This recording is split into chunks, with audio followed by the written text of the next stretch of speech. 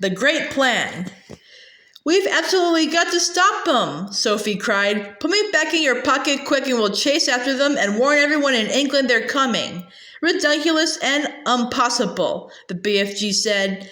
They is going 2 times as fast as me and they is finishing their guzzle before we is halfway. But we can't just sit here doing nothing, Sophie cried.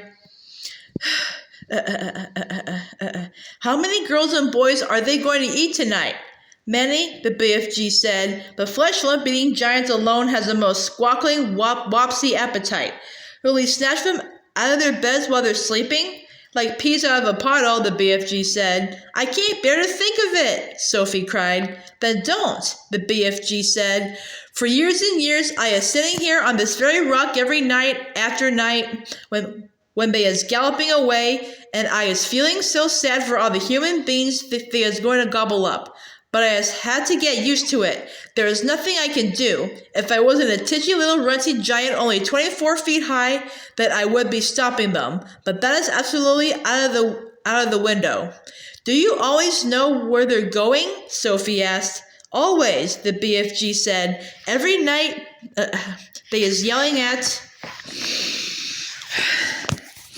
me as they go bootling past. The other day, they was yelling, we is off to Mississippi and Missouri to guzzle them both. Disgusting, Sophie said. I hate them. She and the big friendly giant sat quietly side by side on the blue rock in the gathering dusk. Sophie had never felt so helpless in her life. After a while, she stood up and cried out, I can't stand it. Just think of those poor girls and boys who are going to be eaten alive in a few hours' time. We can't just sit here and do nothing. We've got to go after those brutes. No, the BFG said. We must, Sophie cried. Why won't you go? The BFG sighed and shook his head firmly. I has told you 5 or 6 times, he said, and the third will be the last. I is never showing myself to human beings. Why ever not? If I do, they will be putting me in the zoo with all the jiggy rafts and caterpillars. Nonsense, Sophie said. And they will be sending you straight back to an orphanage, the BFG went on. Grown-up human beings is not famous for their kindnesses. They is all squiffle rotters and grink sludgers. That simply isn't true, Sophie cried angrily. Some of them are very kind indeed. Who? The BFG said. Name one. The Queen of England, Sophie said. You can't call her a squiffle rotter or a grink sludger. Well, the BFG said, you can't call her a squeak pit or a not mucher either, Sophie said, getting angrier and angrier.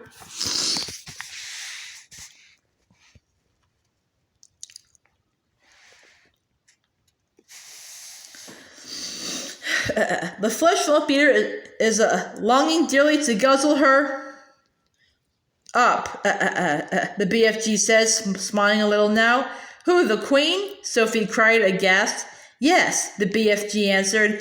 Fleshlumpeater says he is never eating a queen and he thinks perhaps she has an especially scrumdiddlyumptious flavor. How dare he? Sophie cried. But Fleshlumpeater says there's too many soldiers around her palace and he daresn't try it.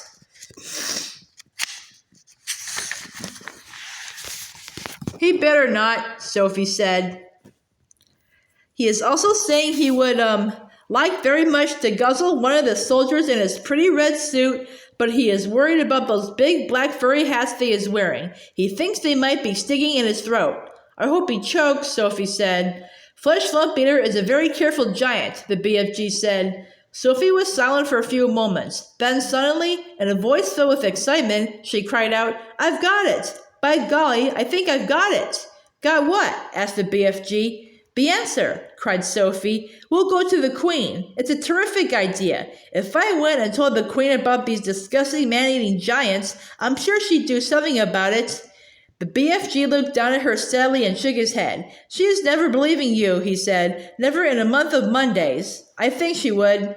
Never, the BFG said. It is sounding such a wonky tall story. The Queen will be laughing and saying, What awful rub squash. She would not. Of course she would, the BFG said. I has told you before that human beings is simply not believing in giants. Then it's up to us to find a way of making her believe in them, Sophie said. And how is you getting in to see the Queen anyway? The BFG asked. Now hold on a sec, Sophie said. Just you hold on a sec because I've got another idea. Your ideas is full of crowdswoggle, the BFG said. Not this one, Sophie said. You say that if we tell the Queen, she would never believe us? I am certain she wouldn't, the BFG said. But we aren't going to tell her, Sophie said excitedly. We don't have to tell her. We'll make her dream it. That is an even more froth-bungling suggestion, the BFG said. Dreams is lots of fun, but nobody is believing in dreams either. You was only believing in a dream while you was actually dreaming it. But as soon as you was waking up, you was saying, oh, thank goodness it was only a dream. Don't you worry about that part of it, Sophie said. I can fix that. Never can you fix it, the BFG said. I can. I swear I can. But first of all, let me ask you a very important question. Here it is. Can you make a person dream absolutely anything in the world? Anything you like, the BFG said proudly. If I said I wanted to dream that I was in a flying bathtub with silver wings, could you make me dream it? I could, the BFG said. But how? Sophie said. You obviously don't have exactly that dream in your collection. I do not, the BFG said, but I could soon be mixing it up. How could you mix it up? It is a little bit like mixing a cake, the BFG said. If you was putting the right amounts of all the different things into it, you was making the cake come out any way you want. Sugary, spongy, currency, Christmassy, or grab-switchy. It is the same with dreams. Go on, Sophie said.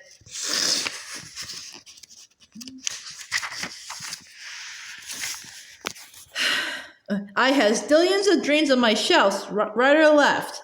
Right, Sophie said. I has dreams about bathtubs, lots of them. I has dreams about silver wings. I has dreams about flying. So all I have to do is mix those dreams together in the proper way, and I is very quickly making a dream where you is flying in a bathtub with silver wings. I see what you mean, Sophie said, but I don't know you could mix one dream with another. Dreams like being mixed, the BFG answered. They is getting very lonesome all by themselves in those glassy bottles. Right, Sophie said. Now then, do you have dreams about the Queen of England? Lots of them, the BFG said. And about giants? Of course, the BFG said. And about giants eating people? Swiggles of them, the BFG said. And about little girls like me? Those is commonest of all, the BFG said. I has bottles and bottles of dreams about little girls. And you could mix them all up just as I want you to? Sophie asked, getting more and more excited. Of course, the BFG said. But how is this helping us? I think you was barking at the wrong dog. Now hold on, Sophie said. Listen carefully. I want you to mix a dream which you will blow into the Queen of England's bedroom when she is asleep. And this is how it will go. Now hang on a mintick, the BFG said. How is I possibly going to get near enough to the Queen of England's bedroom to blow in my dream? He was talking dumb silly. I'll tell you that later, Sophie said. For the moment, please listen carefully. Here's the dream I want you to mix. Are you paying attention? Very close, the BFG said. I want the Queen to dream that 9 disgusting giants, each one about 50 feet tall, are galloping to England in the night. She must dream their names as well.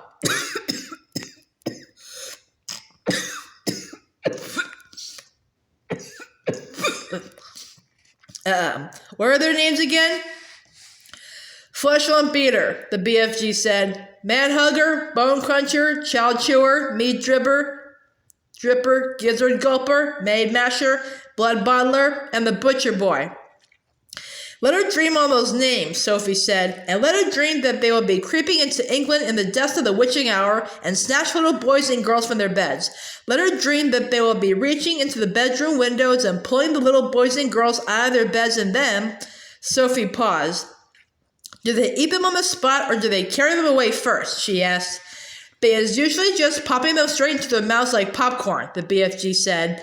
Put that in the dream, Sophie said, and then Then the dream must say that when their tummies are full, they will go galloping back to giant country where no one can find them. Is that all? The BFG said. Certainly not, Sophie said.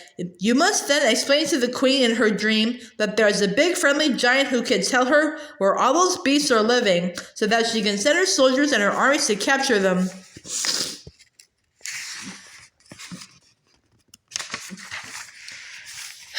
Once and for all.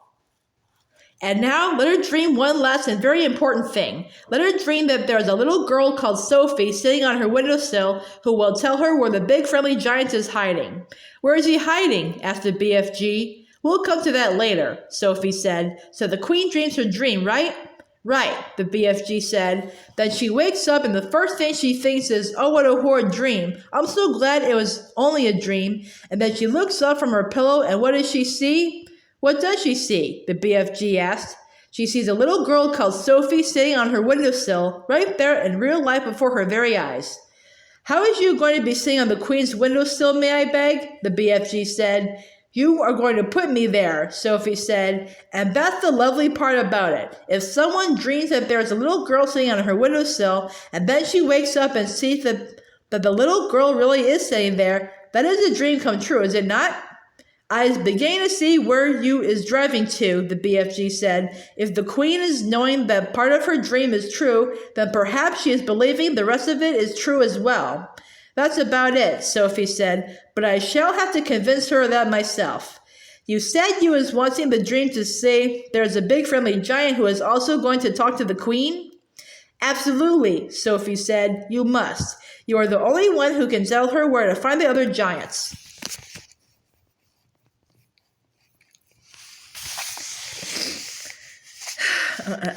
How was I meeting the queen? Asked the BFG. I is not wanting to be shooted at by her soldiers.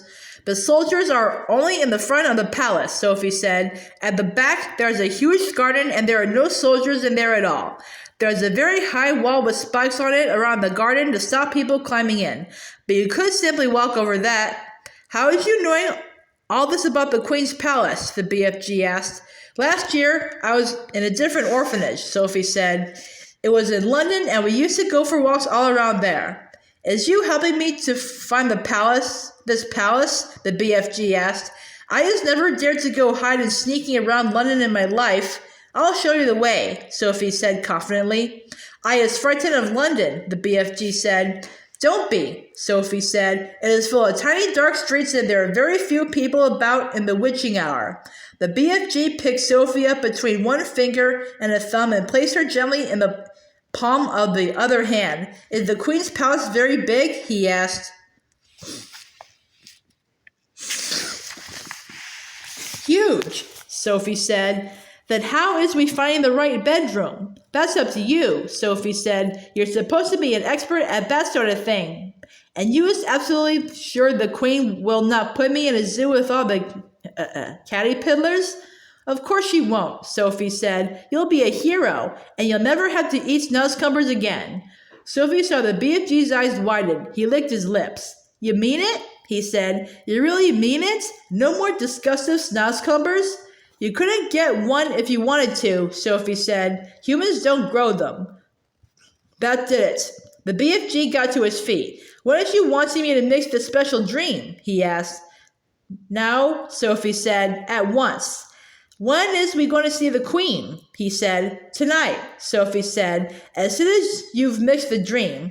Tonight? The BFG cried. Why such a flushbunking flurry? If we can't save tonight's children, we can't anyway save tomorrow, Sophie said. What is more, I'm getting famished. I haven't had a thing to eat for 24 hours.